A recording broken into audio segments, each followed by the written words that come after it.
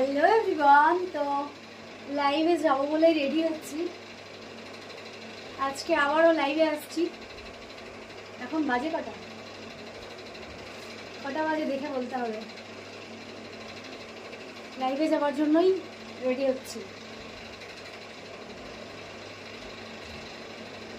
এখন বাজে 5:06।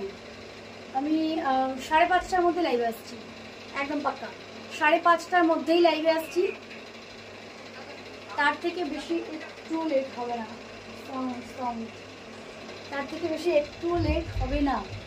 আর আজকে বেশ কয়েকটা কাতান বেনারসি দেখাবো,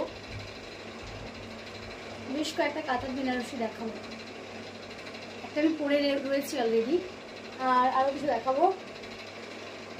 তো মায়ের বৃষ্টি হচ্ছে আর আমি ঘরের ভেতর লাইভে যাবো, মানে ঘরের ভেতর লাইভ করবো।